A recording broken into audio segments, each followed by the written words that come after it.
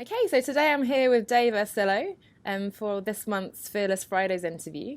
So, Dave, if you could start by just introducing yourself and what you did in your previous working life and what you do today. Absolutely. Thank you, Anna. Thank you for hosting me and thank you for the interview. It's a pleasure to be here. It's always an opportunity, a nice opportunity to talk about story and to offer some advice for people who are living their own story and going through a transition. So, as Anna said, my name is Dave Ursillo. I'm a writer, I'm a business storyteller, and a yoga teacher, but I really associate most of all with the writer. That's like my true passion, my vocation. Mm. Even though I don't really use my personal writings or book writings as a primary source of income, or haven't written a bestseller. I've self-published 5 books, and I really associate with the deeply personal communion of being in writing, and that's why I actually teach writing with an online writers group called the Literati Writers. In addition to doing a handful of different things, writing workshops, creativity and storytelling workshops as well. And I come, interestingly, from a background of politics and public service,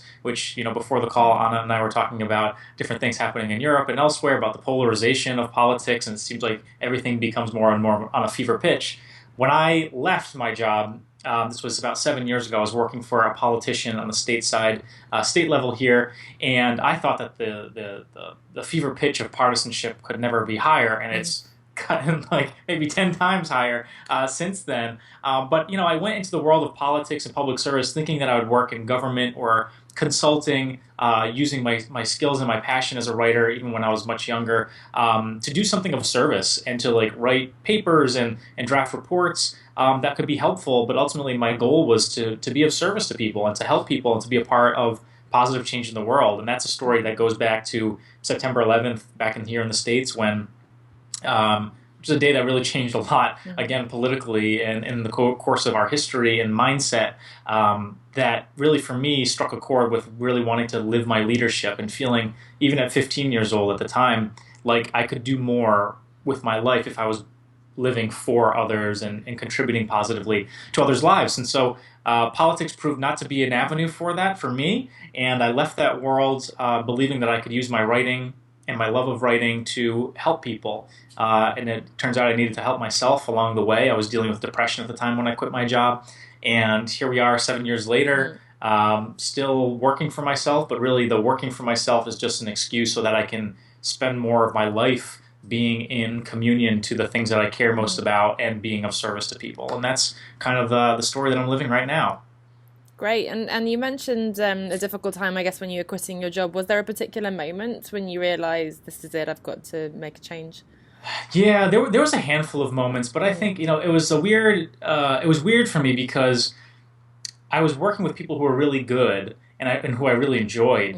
Mm. They were good-hearted people, and I think most, like 99.9% of people in politics and public service are genuinely good people. At the end of the day, they're just humans like us.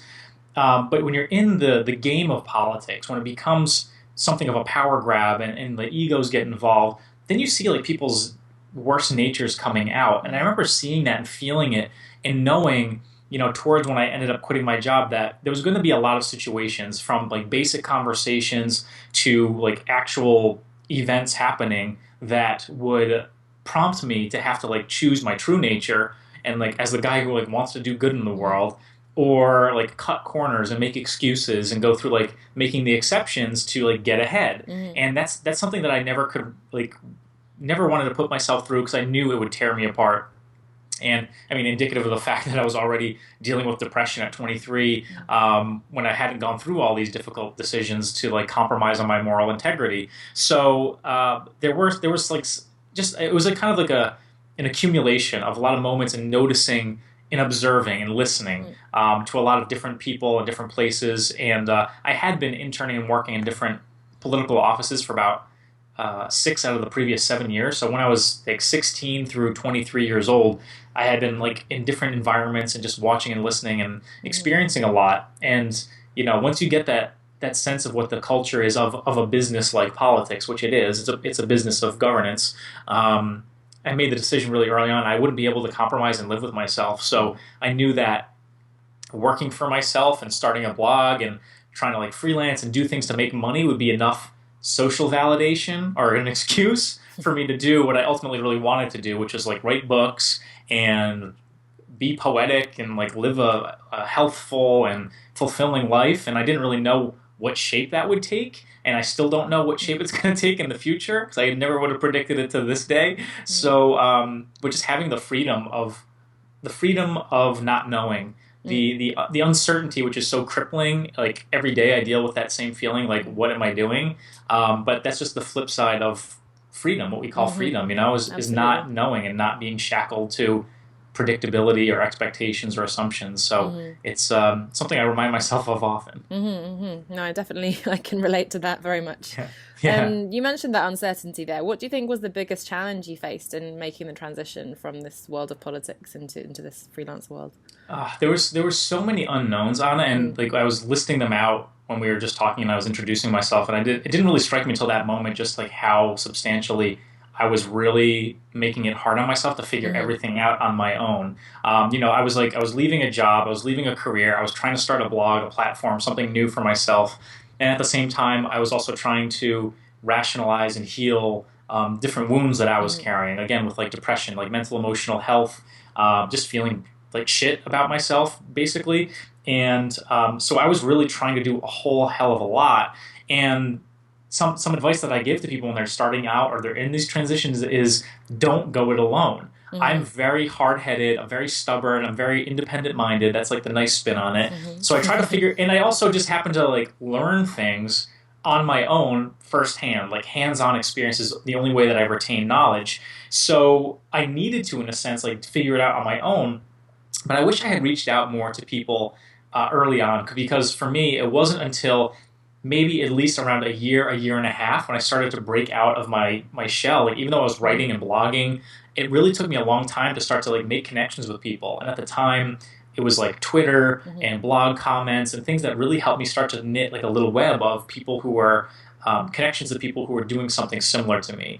And that was enough to start to get like these doors opening. And there was like friendships, even long distance digital friendships developing that were very supportive and nurturing. And here, 7 years, like I have a book over my corner, over my shoulder on the shelf. Try to say that 10 times fast. From one of my friends who has written 2 books, and like I'm in that one just as a, like case study. This is one of the first people I reached out to and connected with 7 years ago. Well, 6-ish years ago, I guess, more accurate timeline. So yeah, the transition was difficult early on because I wasn't breaking out of my shell or just reaching out, putting myself out there and like risking being told no or risking failure. That was a big thing. And also dealing with like the quiet shame of like I have no idea what I'm doing, and I don't want other people to know that I don't know what I'm doing. So that it took a lot of build up to like break through that and just be like I have to do something because if I don't, then I'm just gonna like simmer in my own like imagination with like blogging and never actually be of service to people. So that was the override that kind of pushed me beyond my limitations and boundaries. And you talked a little bit about the connections and the friendships there. Where else did you get the support that you needed during the transition? Really good question. I mean, I had great support from my family. At the time, like this is something that I also mentioned. Like I was 23, I had no debt, like credit card debt or student loan debt. I was living at home, so I had like the financial stability and like lack of commitments to be able to quit. But I thank my parents for that, my family for that, for giving me the space to support me to try something really new and different that like they had no idea how to understand. And actually, a funny story on that is when I was about to quit my job, I knew I needed to like really sit my parents down and explain like the vision that I was having for what could be. And I put together a PowerPoint presentation. I sometimes forget that this happened. I put together a PowerPoint presentation kind of like enunciating like what I was going to do and how it could make me money and how it would be valuable to other people. And I had like different projects in mind, like my first book project and like starting the blog and how that could lead to something. And it's like I was basically like explaining, a way of like, like a marketing funnel. But I wasn't using those terms or making it about the money. It was like, this is how I can like create something from nothing using the internet. And this was like a very, very foreign idea. Even we take it for granted, like 15 years ago, forget it, like 10 or 5 or 7 years ago, still like the rules are just being shaped and they're being reshaped constantly. So yeah, my family were really supportive of me and just giving me like the leeway, the runway to figure it out for a year or so as I continued to live at home, and then I eventually had to start making those strides, if only to move out of my parents' house. So that was really instrumental. Again, like the support that's around you. And sorry, you use the PowerPoint presentation with your parents? I used a PowerPoint presentation, sat my parents on the couch, Excellent. and guided them through a PowerPoint to show them, like, this is what I'm trying to do when I quit my job. Okay. And they were like, well, I guess, okay. That's a great tip. I think a lot of people, especially if they move back in with their parents, if they're living with their parents, they feel the need to justify. So maybe the PowerPoint deck is one of the ways forward. Yeah, I mean, you could make a whole presentation of it with like lights. You could make it like a TEDx stage in the living room. There's a lot of ways to really up the theatrical Yeah. value. But for me, I just needed to like write it out. Again, being a writer, like Yeah. physically displaying my ideas rather than trying to like fumble over them with my words, because I'm much more verbal now than I was even 6 or 7 years ago. That was really helpful. Like kind of like being able to say like, I need you to understand enough about what I care about without knowing exactly how this is all going to turn out. And it's kind of like a lot of what we do today when we're relating to people who we're meeting, and they still don't understand like the nature of our work. Is how can I break this down into a way that they can grasp? Not for myself, like partially for myself to be seen and understood, but more so that people can have like a reference point of understanding. Because the nature of the work that we do online is very intangible, it's very ephemeral, and it's hard. Like people still, I'm much better at it now, but people for a long time would be like, so what do you do every day? Like what do you actually do? And that's like one of those questions you have to be like, well, here's a few examples, but no PowerPoints No anymore. PowerPoint, no. So if somebody asks you what you do now, what do you say? Do you have a little elevator pitch? Yeah, I do. Basically, what I'll tell them is that I'm a writer by trade, and I do business storytelling. I run an online writers group, and I teach some yoga on the side. And then when they ask how are those things connected, which they inevitably do, I say that, well, my whole life is about this crossroads of embodiment and expression. And I really want to help people feel more whole within themselves, and then to express that as a form of service and leadership in their lives. Because, and then if we continue on, who do you work with? I say that I work with other creatives and writers, self-employed people, or people who are professionals and they're trying to do something really new and different that maybe doesn't have a name yet. So we're kind of inventing a story that's marketing and branding, but service, and getting them into a place where they can do more of the work that they love and the work that they're called to. So that's kind of how I can almost usually predict where the conversation's going to go. And I'll be honest, I also cheat too, where if it's someone who I assume to be of the mindset that can only value like position and authority and money, then I'll kind of like tweak the story, and I'll lead with, I'm a business storyteller and I help professionals tell their stories on their online profiles. And it's not about like, it sounds a little crude, like as if I'm manipulating the story, but really I just offer it as a reference point so they can understand. Because I mean, we all want to be understood. Like we all want to be seen and at our core of who we are, beyond the superficial. But if you can sometimes use the superficial labels and references to get people into the depth, then that's where you lead them. I think that's great, and I think it's a really helpful concrete example. I think we're trying to say everything in one sentence. Like this is what I do, and this is who I do it for, and regardless of who's asking, you want that magic sentence that's going to encompass everything. I think that becomes increasingly difficult. So it sounds like a great way to sort of have a brief introduction, which silences the people who don't really care, and then the ones who do will ask, and you can continue. Yeah, absolutely, Anna. It's like give them some little bits to bite on, so that you lead them into a conversation that gets deeper.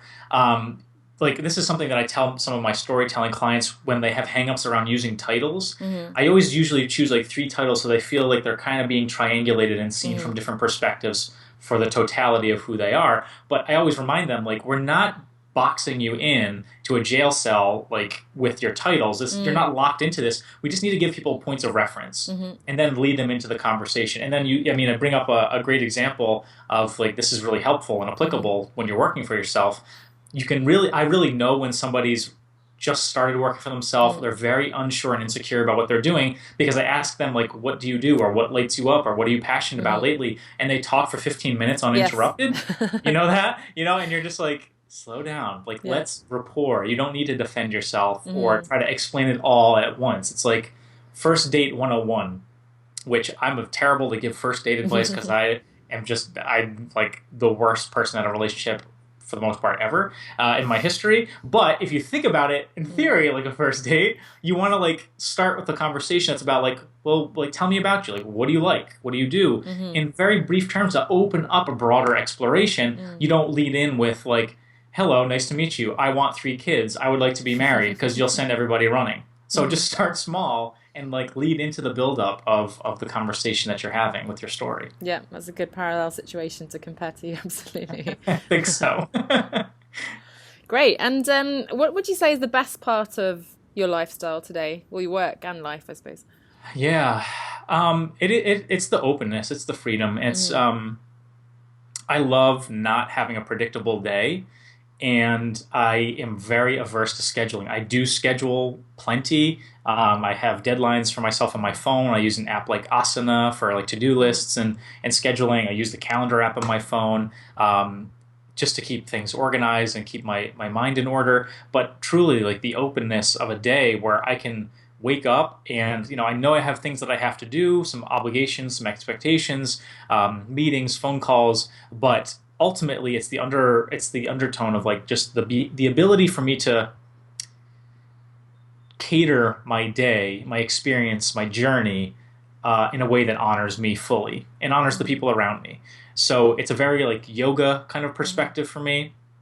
I don't get a lot of value from just executing things on a to-do list, but being very responsive to what I'm feeling, to what I'm experiencing, like mentally and emotionally and spiritually. So being able to like carve time out this morning for writing and coffee on the balcony here, and just stumbling upon a poem or a book idea or something like that is just as valuable to me as like just executing a blog post or something like that. So the openness in the space can be very daunting, can be very overwhelming. It's, again, the flip side of uncertainty, freedom and uncertainty. But I've come into a healthy relationship to those things because I realize at the end of the day how much I value having the space to be responsive and creative and to go with the flow.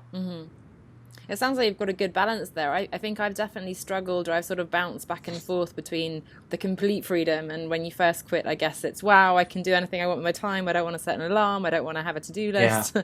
And then to sort of too much discipline as well. And it's sort of trying to find absolutely. that balance. And it ebbs and flows, Anna, I think. And I think it's a part of being like responsive is going through these different phases. And I cater my schedule and how my days go to like the time of year and what the seasons are doing and what a day is doing. Like when I know a day is going to be beautiful the next day and I want to like be outside as much as I can, I might work a little bit more the day before, create some space the next day. If it's a rainy, terrible day, or here in New England in the US, we have some really rough winters. So in the winter, I like try to hustle and burn through a lot of work just to keep my mind occupied and moving. The days get really dark really early. I hate that.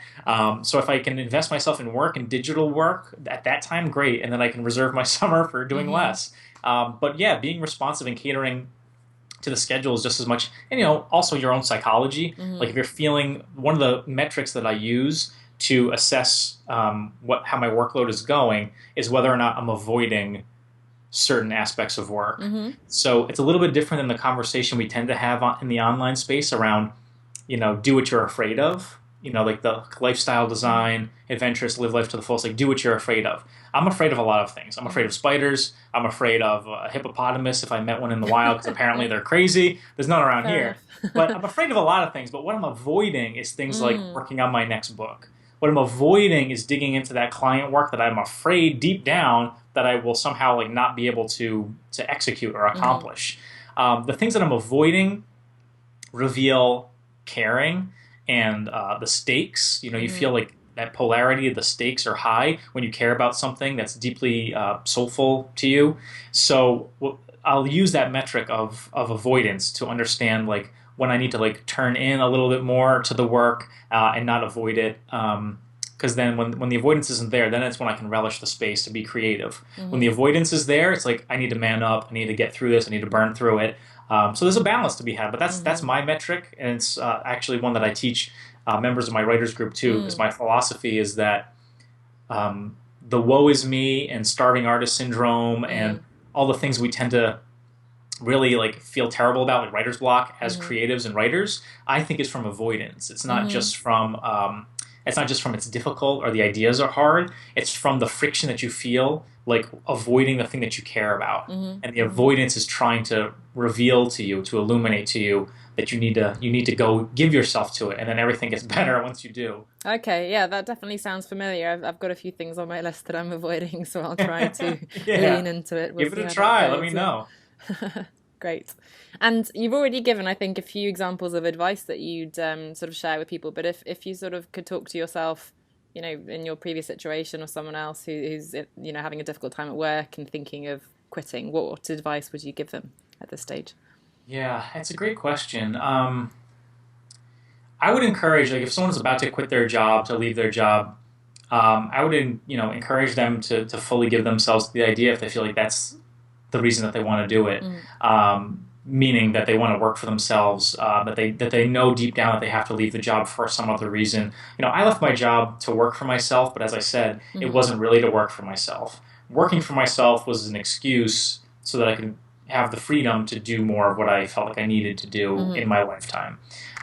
But part of that is just learning practical ways of making money and being of service to people and assigning a value and dollar worth to that. So I would encourage people to start to try to get paid for things too soon, like before they think that they've deserved a dollar value for their services. mm-hmm, There may be like legal and contractual things going mm, on depending on if you're doing something like in PR or marketing and you're leaving a PR or marketing job. So like tiptoe around that, be mm-hmm, careful. But what I mean to say is start to ascribe more value onto yourself before it's too late. Like start soon knowing that your worth as a human, it's not about that, but your worth in service to people is such that people would be willing to give you their money. Their money becomes less valuable to them for your time, your efforts, and your service. mm-hmm, And that's a really pretty radical thought when you think mm, about it. That's all we're doing when we're exchanging money, like goods and commerce. But when you really think about it like that, and you start to understand that people would willfully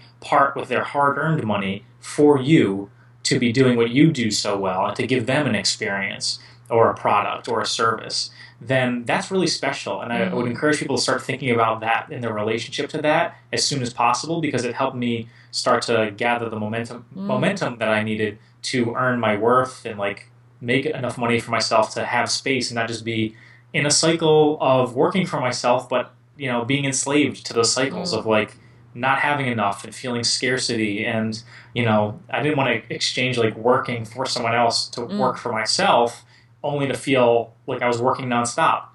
There's days like that, mm, but it's not the goal. So I got to keep myself in check about it. mm.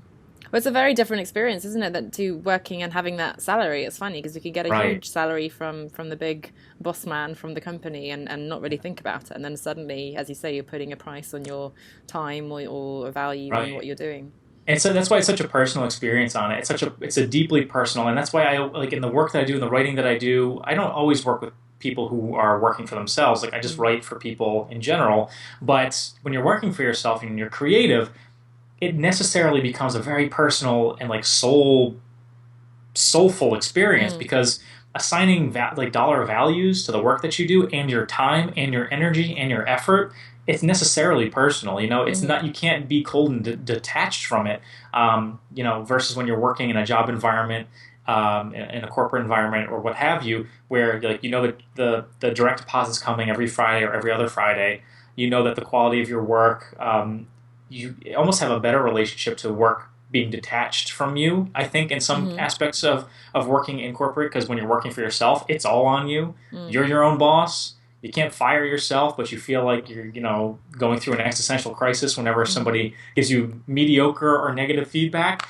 So it becomes very personal. That's why it's mm, difficult, and we need to, just help one another, even in a moral support sense, and do more of the good work that we're meaning to do, and mm, remember that we're doing this to live our best lives, but also to give people around us better lives too. mm. It all comes down to that service and that giving. So Yeah, I love that. And you also mentioned before sort of the embracing the uncertainty. I guess that you'll never know 100% exactly what you're going to do when you quit. I mean, some people, well, there is that debate on do you quit first or first later, or do yeah, you first yeah. try to, do the side hustle thing? What are your thoughts on that? Yeah, I think it all depends. I think like if I had a lot of financial obligations and Mm, expectations, I would probably need to start to know how to like make money. I had the privilege, the opportunity, the luck to not have to provide so much for myself so early. So I think it's a matter of circumstance and your situation, but also who you are as a person. For me, like some people work really good under deadlines and pressure to perform. I'm an all-in type of person. Like I can't half do anything. I need to be all in, emotionally invested, mentally invested, totally into it. So I knew that if I was toying with the idea of like how do I like write an ebook to make like a few dollars per sale on my blog while I was working, that ebook would probably never get done. And so for me, it became like an all-in experience, and I needed. That's a train going by. Don't worry, it's not a jet about to land on my roof. Thanks. That's good. So for me, I think it's a matter of like, what are the circumstances, the practicalities that you need to satiate, and also like, what's your nature? Is your nature to like be incremental and manage expectations and find a deliberate path that you can execute, or are you more that like free form, creative, all in, heart focused, like let's go, let's do it. You know, my friend Jacob Sokol says, you know, follow your heart, but bring your head with you. That's the kind of advice that I think I would give here. Okay. Oh, great. Well, thank you so much, Dave. You mentioned your Facebook group there. Where else can people find you online? Yeah, my writers group we're actually now off of Facebook, and we have a private site. It's at literatywriters.com. It's LITERATI writers.com, and that's something that people mispronounce to be like Liberace writers, Illuminati writers, yes. But Literati writers. It's a private membership writers group. We have like 3-month rotating classes to help you be in relationship to your writing and improve your health to your creative self-expression through this like personal process and just writing more and writing better. So that's literatywriters.com. You can find me at daveursillo.com. My last name is Ursillo, and I have like 400 blog posts up there. When you subscribe to my newsletter, which is free, like every other weekly newsletter that I send privately, you can download one of my 5 books that I've self-published for free. And have some cool things coming up, workshops and whatnot. But yeah, feel free to drop me a line, hello@daveursillo.com. You can find me across social media. I don't really use it very much anymore, so email is the best route, or through my blog. So, but thank you, Anna, for having me. Great. Well, I'll link to. Thank you for spelling those, and I'll make sure to link to them as well to make sure that people can absolutely no problem. Great. And I should have said, I guess, that we met at a conference in Berlin right last May, I think. So it's really, part of the amazing experience for me of quitting and going it alone has been the people I've met. So absolutely, it's great to have met you and to stay in touch since then. So yeah, thank you so much. It was a pleasure to meet you at the time. I'm glad we get to reconnect and look forward to our paths crossing somewhere else in the world eventually. Absolutely. Thank you so much for sharing your experience. Thanks, Dave. Thank you, Anna. Thank you.